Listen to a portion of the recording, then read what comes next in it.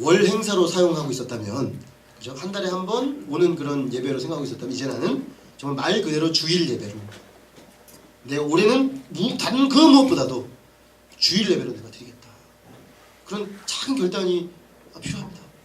제가 우리 현철 형제님, 슬기 형제님이 저 뒤에 있는데, 연말이 지나고 연초가 됐는데 슬기 형제하고 제가 이제 악수를 하고 인사를 하는데 한 번은 이런 얘기를 하는 거예요.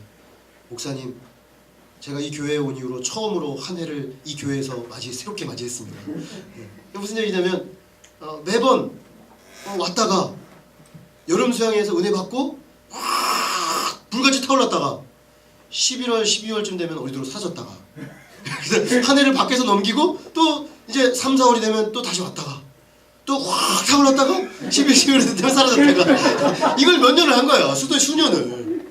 근데 감사하게도 2013년, 14년 넘어가는 해에는 여기서 맛이 한 거예요. 여러분, 이게 웃을 일이 아니에요. 이게 너무나 감동적인 이야기예요. 너무너무 감동적인 이야기예요. 근데 이 친구가 결단을 한 거죠. 내가 올해는 이 교회에서 새해를 맞으리라. 근데 하나님이 그 결단을 기뻐하셨어요. 예전보다 주일 지키기는 더 어려운 상황인데 우리가 결단을 하고 회사에도 얘기를 하고 부모님께도 얘기를 하고 그러니까 되잖아요. 그러니까 돼요. 마음의 결심을 하고 선포를 하고 방향을 잡으니까 그렇게 되는 거예요. 그전에도 할 수 있었는데 그전에는 상황이 안 되면 안 된다는 생각이 있으니까 안 되는 거예요. 그러니까 꼭 한 해가 끝날 때면 현철이를 발견할 수가 없는 현상이 벌어지는 거죠. 얼마나 감사한지 모르겠어요. 그게 작은 것인데 그 작은 결단이 우리의 신앙의 결정적인 변화가 될 수 있다는 것이죠. 그게 뭐든 좋아요. 내가 지금까지는 그저 주일 예배 말씀을 듣는 데만 했다. 근데 이제는 내가 한편에 깊이 있는 소감을 한번 써보겠다. 2014년에는 한편의 말씀을 깊이 받는 작업을 하겠다. 내가 올해는 정말 1회독을 꼭 하고 말리라. 1회독을 하고 말리라. 결단을 내리는 거죠. 내가 올해는 상황이 여의치 않으면 모임 안 오고 상황이 좋으면 모임 오고 사실요 상황이 좋아서 모임을 절대적으로 오는 사람은 없어요. 제가 여러분들께 돕다 보면 다 바빠요. 요즘 바쁘지 않은 사람이 어디 있어요? 대학생들 중에 안 바쁜 사람이 어디 있어요? 대학원생 안 바쁜 사람이 어디 있어요?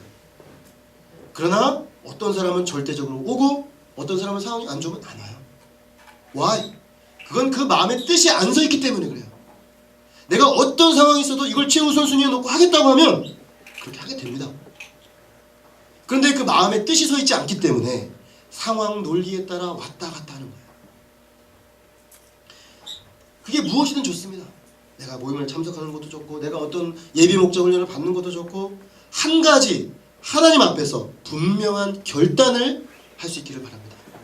그래서 여러분들 안에 그 작은 결단을 꼬투리로 해서 하나님이 여러분들의 신앙을 새롭게 하고 하나님 앞에 온전한 다니엘과 같은 그 시대의 믿음의 용사로 세우시는 교두보가 될 수 있기를 간절히 기도합니다. 셋째로 이 다니엘은 이 믿음의 결단을 내렸는데요. 하나님께서 어떻게 도우셨는가 우리가 볼 필요가 있겠습니다.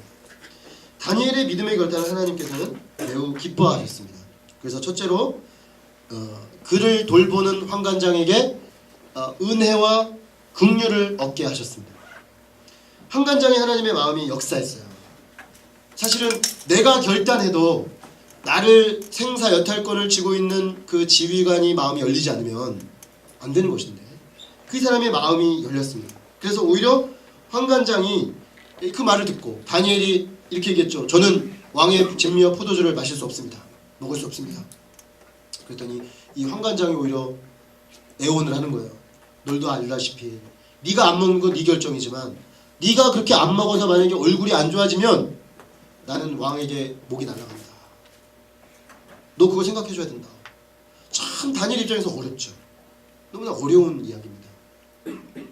근데 다니엘은 이때 그는 아주 순결한 믿음의 결단이 있었을 뿐만 아니라 아주 섬세한 지혜가 있었습니다. 그래서 제안을 하죠. 좋습니다. 그럼 10일 동안 테스트해 봅시다. 제가 왕의 음식을 먹지 않고 물과 채소만 먹고도 10일 동안 테스트를 해봐서 내가 얼굴이 되고 괜찮으면 괜찮은 거 아니겠습니까?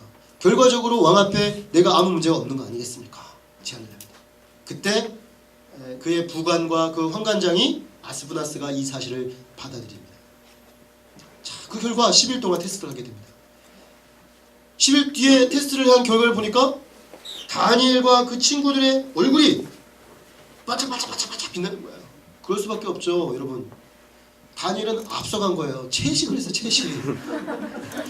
고기를 안 먹으니 이게 안 좋은 것들이 빠져나가고 채식 위주로 얼굴이 좋아지는 거예요. 물론 채식을 했기 때문이 아니라 하나님이 그를 도우셨겠죠. 그러나 결과적으로 봤을 때는 꼭 그걸 먹지 않아도 된다는 것을 입증하고 가는 것입니다. 그래서 하나님이 다니엘에게 은혜를 주셔서 그는 타협함 없이 자기 신앙의 가치관을 지킬 수가 있었습니다. 우리는 종종 나의 신앙적 결단이 다른 사람에게 피해를 주는 쪽으로 갈 수가 있습니다. 내가 신앙적 결단을 했는데 내 동기들이 같이 고통을 받아야 되고, 내가 신앙적 결단을 했는데 나랑 같이 보조를 맞춘 사람들이 부당하게 어려움을 겪어야 한다면 이게 고민이 되는 것이죠. 다니엘은 그때 내 신앙 결단만 중요해 이렇게 하지 않았습니다. 그는 상대방의 그 어려움을 깊이 헤아렸어요. 그리고 그 문제를 풀어나갈 수 있는 실제적 지혜를 발휘해서 나의 신앙적 결단과 이 사람의 실제적 어려움을 같이 풀어갈 수 있는 방법을 찾아나갔던 것입니다. 결국 그런 점에서 예수님이 말씀하신 것처럼 너희는 비둘기같이 순결하고 뱀같이 지혜로워라. 다니엘은 하나님 앞에 자신의 신앙 양심을 더럽히지 않는 중요한 결단과 또한 내 옆에 사람들이 손해보지 않는 지혜를 겸비한 하나님의 사람이었습니다. 그럴 수 있었던 것은 그가 하나님의 뜻을 정한 이후에 그 원칙을 훼손하지 않고 하나님께 지혜를 구했기 때문이죠. 그래서 이거는 그냥 우리가 머리를 굴린 거하고 좀 달라요. 머리를 굴리면 어떻게 되냐면 타협하게 돼요. 여기도 사람도 만족시키고 하나님도 만족시키려다 보니까 결국엔 타협안을 제시하게 되죠. 그는 어떻게 했냐면 원칙은 견제하고 그 원칙 안에서 어떻게 이것을 이끌어 나갈 것인가 하나님께 구했을 때 하나님의 오묘한 지혜를 받은 것이죠. 우리가 이 길로 가야 되는 것입니다.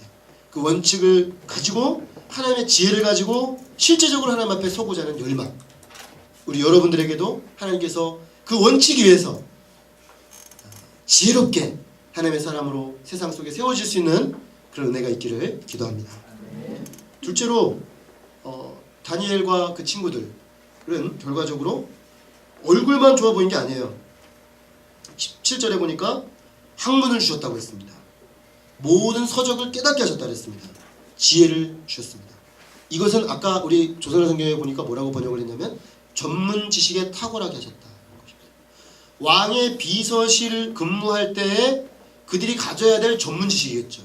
스페셜리스트로서의 최고의 전문 지식을 하나님께서 그에게 제공해 주셨다는 것입니다. 거기서 그치지 않고 모든 환상과 꿈을 깨달아 알더라. 이것은 영적인 비전에 탁월한 사람이었다는 것입니다. 시대와 역사를 꿰뚫어보는 안목을 가지고 있었다는 것이죠. 육체적으로 건강했습니다. 전문 지식을 가지고 있었습니다. 거기다가 사람들이 가지지 못했던 영적 안목까지 겸비했기 때문에 결국 다니엘과 그 친구들은 오늘날 치면 왕의 컨설턴트들이죠. 전문 컨설턴트. 우리가 대통령, 청와대 보좌진들을 보면 각 사회문화수석, 경제안보수석, 외교수석 이런 식으로 있어요. 그 사람은 대부분 박사들입니다. 박사들. 박사급들이 많아요.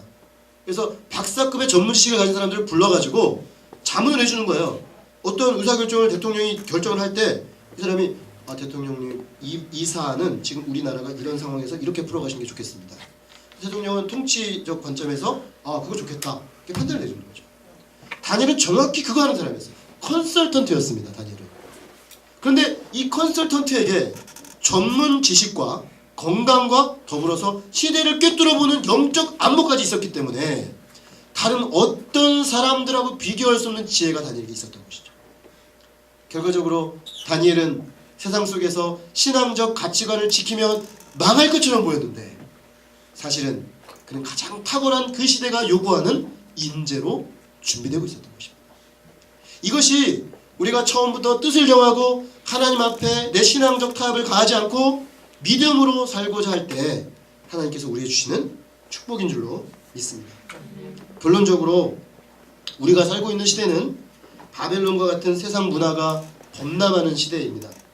물질주의와 쾌락주의, 육신주의와 인본주의가 청년들의 사상과 삶을 지배하고 거대한 물결처럼 뒤덮어오는 그런 시대입니다. 자, 이런 상황 속에서 우리가 믿음 하나 지키기도 쉽지 않습니다.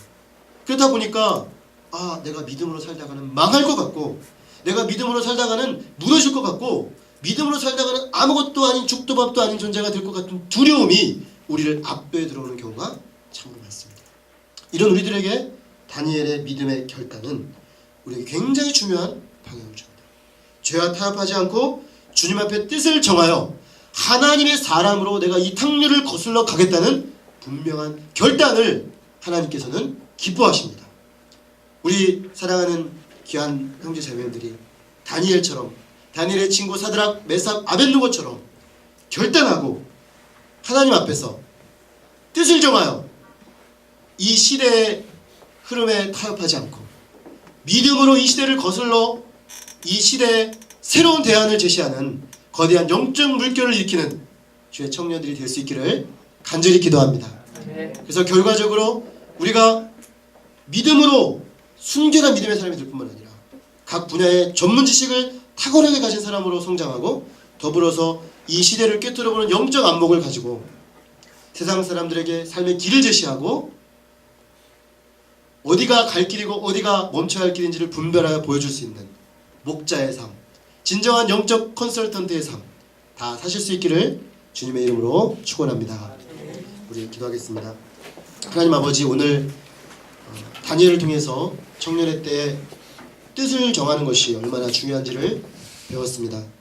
뜻을 처음부터 정하고 나아갔을 때 다니엘은 그 시대의 거대한 탕류 속에 휩쓸려 들어가지 않고 오히려 자신의 신앙적 전체성을 굳건히 지키면서 자신의 신앙적 정체성을 감당하기 위해 주변 사람들이 당하는 그 어려움까지도 헤아리며 지혜롭게 그 문제를 풀어나갔을 때 하나님께서 그를 높이시고 그가 그 주변 사람들에게 은혜를 얻게 하실 뿐만 아니라 그 안에 전문 지식과 신앙적 순결과 더불어서 그 시대를 꿰뚫어보는 영적 안목을 가지고 왕에게 아주 중요한 조언들을 할 수 있는, 그 시대의 방향을 잡아나갈 수 있도록 도울 수 있는 탁월한 하나님의 사람으로 세워져 가는 것을 보게 됩니다.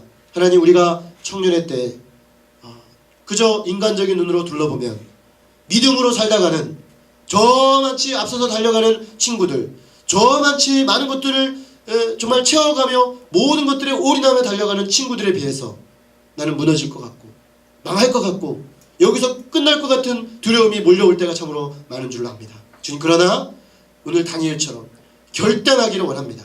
뜻을 정하기를 원합니다.